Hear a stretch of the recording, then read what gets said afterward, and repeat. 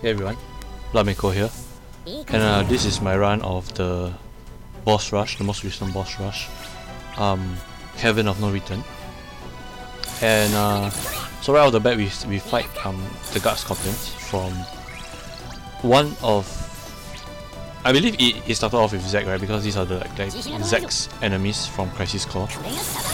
But not a very difficult boss. In fact, not even tanky because of lock and his ignore defense, right? So yeah, we're just gonna throw all our bursts at the start of the fight just so that we can do as much damage as possible. Because honestly, when I was planning my parties, at least I plan to do a 2-party. So this party was supposed to make it to wave 3 and then I'll retreat, and then I'll bring in my last party.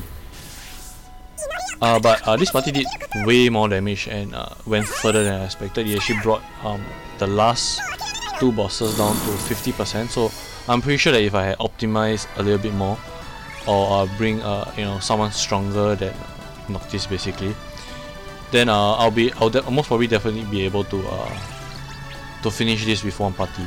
You know, if I bring someone like Machina instead of Noctis, right? And then burst with Machina instead.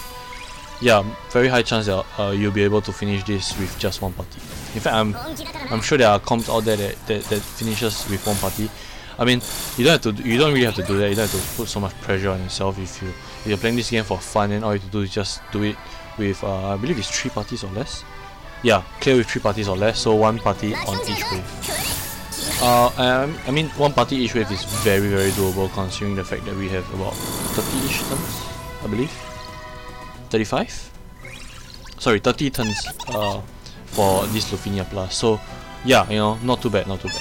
You don't have to worry about going 1 party for the whole thing if you're just playing it for fun, playing it just for the rewards, stuff like that.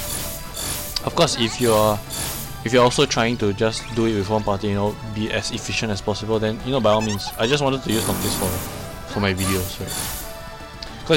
Because it's not very often that or rather later on Noctis will drop off so much that he becomes so useless, sadly.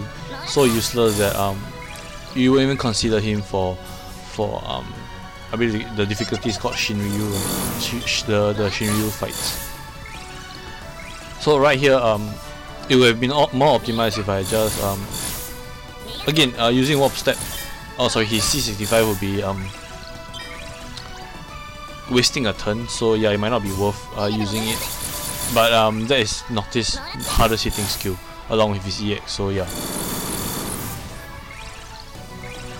No point pressing Garnet's EX, so I'll just spam with her even though B is definitely dying.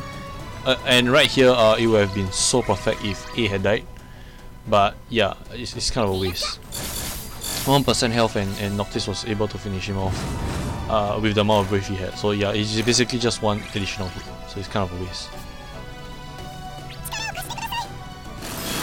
For the, I have no idea what do they call this dinosaur, this bone. Skull Dragon Soul. This dinosaur bones basically, they yeah, I did that so that I could get Genji Glove with Master Scroll. So because 10 turns, I'm definitely gonna burst with him right here. So for the skulls, it's just player inflict 2 or more debuffs on them in a single turn. That's it. So it increases by 6 and the limit is 15. Yeah, pretty simple. There are a lot of characters that inflicts 2 or more debuffs. Honestly, I'm not exactly sure which boss is catered to showcase Beatrix and Fang, because first of all, I don't let them take turns, and second of all, there aren't any conditions for launching. So right here, I should not have used the EX. I should just use 1 of her other skills. In fact, I could have just used a call and then 1 of her skills. It'd be much better than using her EX actually. I was trying to cycle back to lock because I was considering going to his burst phase on his previous turn, and I should have done that instead of wasting one whole round for nothing, because these bosses actually die pretty fast. So yeah, on hindsight I should have burst with Lock way earlier. And also towards the end, for this party at least, I kind of messed up Lock's skill. I actually used his normal HP attack instead of his Genji Gloves Master Scroll, and that's because of Ifrit's buff.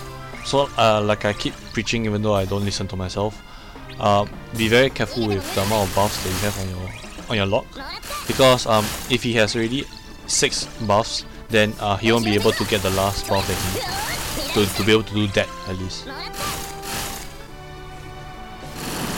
So yeah, that is what I was saying. When it was so close that these bosses, I should have burst way earlier, and if I was like more efficient with the way the bosses with the way I was dealing damage to the boss, then yeah, you know, see, the boss would have been dead way earlier. 2%, and I'm pretty sure Noctis is able to finish them off. Yeah, right here. So this boss was actually not too bad in terms of the sequence and stuff like that. But the Guard Scorpion was a bit of a waste. So right here, 3 turns. I was thinking to myself, what should I do? Should I immediately go into summon, or should I just play around, get as close to the 1 turn as possible? And on hindsight, I feel like I should have gone into summon, because then Noctis Warp Step would have been doing, you know, just a little bit more damage. I also fast forward this video because combining the 2 teams, it took about 16 minutes, and that's pretty long. I mean, granted, we used to have boss rush that was about half an hour, but yeah, nowadays videos are about that duration. So yeah, I decided to speed it up. Managed to get Garnet's golden frame and her BT countdown effect. So that's nice. You know, that's basically some additional damage that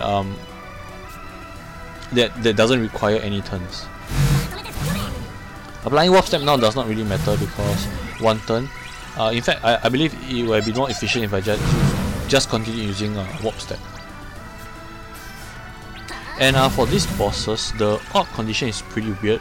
It is to inflict Holy Brave damage, and I'm pretty sure this is catered towards Beatrix, but it's only a +1. You know, so it's not like the end of the world if you don't bring a Holy Enchanter or Beatrix to this fight.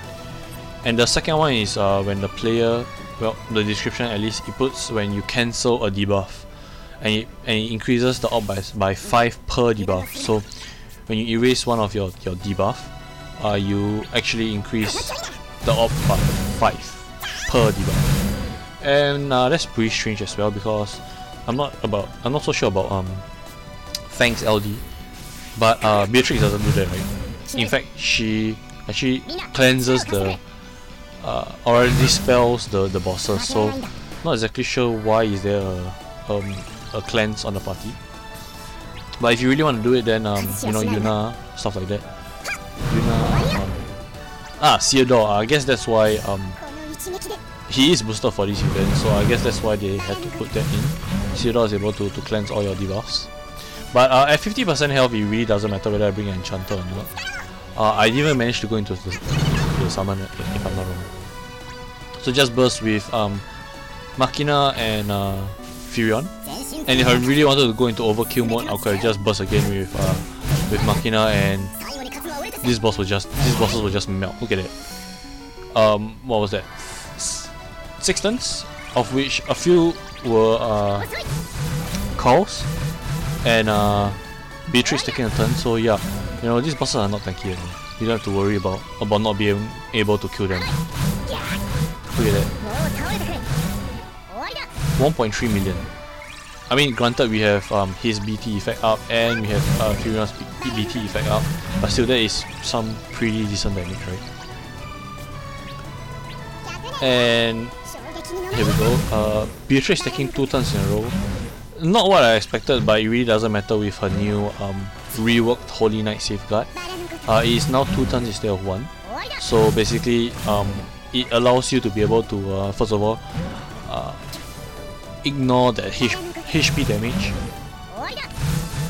slightly longer, and also I believe they made it easier for her recast gauge, her EX basically, to charge up faster. So not that I really feel it though. It still feels very slow. There you go. That is actually the reason why I believe I'm not so sure whether the orb went out, but if it did, it was because I managed to remove one of my own debuff. But I don't think it did. I believe it was due to the holy damage. So yeah guys, pretty easy boss rush. I'm pretty sure you guys are also able to clear this, and I won't be pulling for Fang, or rather not on camera at least. But yeah guys, thanks for watching, and I'll see you guys in the next one.